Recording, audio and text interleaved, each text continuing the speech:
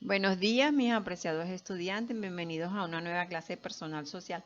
Hoy, en el área de personal social, vamos a trabajar un tema muy importante, novedoso, como es la historia y su fuente.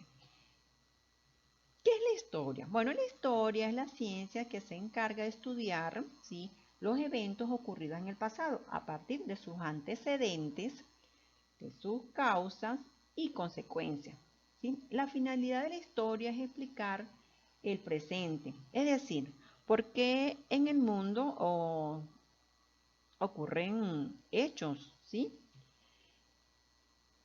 Es muy importante conocer el significado de la historia, ya que nos cuenta qué es importante en nuestro mundo y cómo ha llegado a serlo.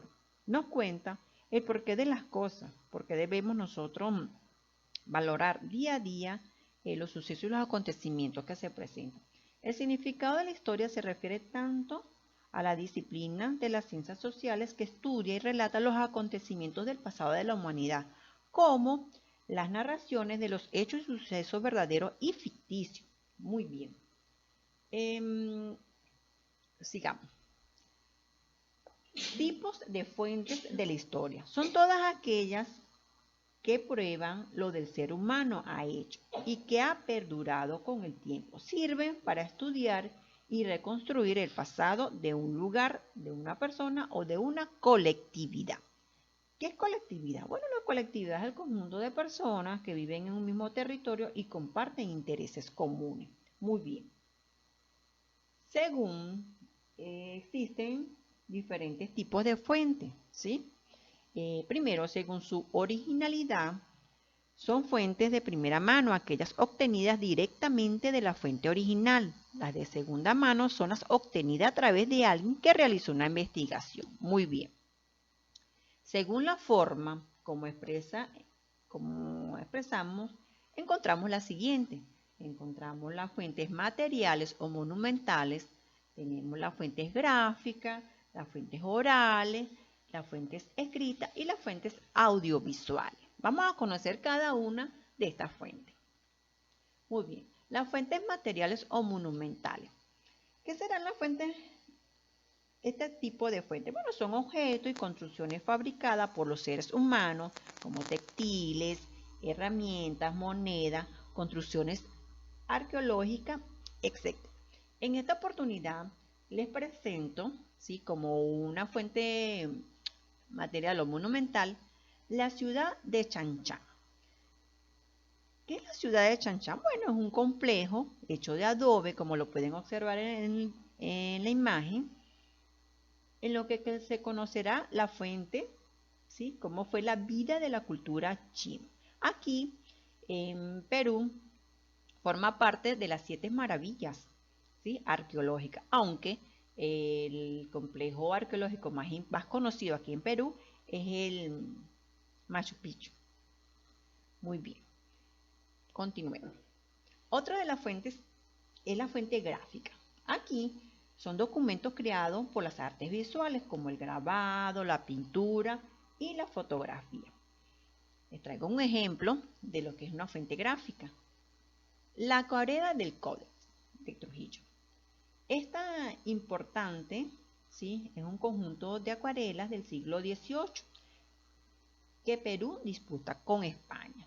¿Por qué? Bueno, según son documentos visuales más importantes del Perú colonial. En teoría pertenecen al Museo de Arte de Lima, Mali, pero están en España y el gobierno lo declaró inexportable. Se trata del Cote de Trujillo, un conjunto de 136 acuarelas del siglo XVIII que muestra la vida y las costumbres de la población del virreinato de Perú en el siglo XVIII, así como la época precolombina. Importante conocer. Muy bien.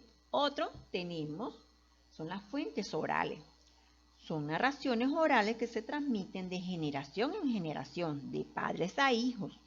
Entre ellos tenemos los mitos, la leyenda, los cánticos, etc. Aquí les traigo un ejemplo, como es el mito de Wiracocha. ¿Qué es ese mito? Bueno, según la mitología inca, Wiracocha era considerado como el señor, el maestro del mundo.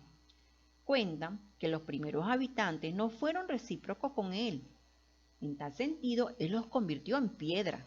Así cuenta este mito. Muy bien. Tenemos posteriormente las fuentes escritas. ¿Qué significan las fuentes escritas? Bueno, son aquellas que habitualmente emplean los historiadores para conocer, para reconstruir, analizar e interpretar la historia. Entre ellos tenemos los libros, los diarios, documentos oficiales, etc. El día de hoy les traigo este libro que cuenta la historia de la República de Perú según Jorge Basadre, un escritor en una obra que escribió este historiador peruano, en lo cual abarca la historia del Perú desde 1822 y después de la declaración de la independencia hasta 1933, después de la caída del oncenio. ¿Qué significa la caída del oncenio? Bueno, me llamó mucho la atención. Investigué para traérselo el día de hoy. La caída del oncenio es titulado por el gobierno dictatorial de Augusto Leguía. Este presidente sostuvo, ¿verdad?, en el mandato por 3 gobiernos consecutivos, en el cual él estableció una dictadura cívica, cuyo gobierno favoreció la penetración del capitalismo de Estados Unidos. Esto trajo para nuestra economía peruana, para nuestro país, lo hizo más débil en la parte económica, ya que dependíamos fuertemente de la banca de los Estados Unidos, ¿sí? de ese país capitalista. Este gobierno se inició por 11 años, por eso es que se llama la caída del oncenio. Muy bien, niños. Ya hemos conocido grandes fuentes, ¿verdad? Bueno, ahora corresponde estudiar la fuente audiovisual. ¿Qué es la fuente audiovisual? Bueno, son los recursos que la tecnología moderna pone a disposición del historiador, como videos, grabaciones en internet, entre otros. ¿Qué les traigo? ¿Sí? Un video, imagen de un video de la llegada del hombre a la luna, el cual se realizó el 20 de julio de 1969. Lo importante es que es tener pues, estas fuentes audiovisuales que dejan muestra de los sucesos y acontecimientos importantes que se llevan a cabo a nivel nacional e internacional y en nuestro país. Muy bien. Después que estudiamos cada una de estas fuentes que nos ha favorecido para conocer nuestra historia de nuestro país, Perú, vamos a realizar esta ficha. Ok. En la primera van a observar e identificar las fuentes históricas, luego escribe sus nombres según corresponde. Van a visualizar a qué fuente corresponde cada una de estas imágenes. Muy bien. Lee el siguiente caso y responde la pregunta. Sofía quiere averiguar quiénes fueron las primeras mujeres en ser parlamentarias en Perú. Para esto visita la Biblioteca del Congreso. Ahí descubre que fueron 9 y ascendieron al cargo en 1956. Muy bien. ¿Qué tipo de fuente pudo usar Sofía para su investigación? Según las fuentes que yo le he mencionado en el video, ustedes van a responder. Sigamos con la siguiente pregunta. Analiza las siguientes fuentes gráficas y explica los cambios y permanencias en la manera de demostrar la edificación.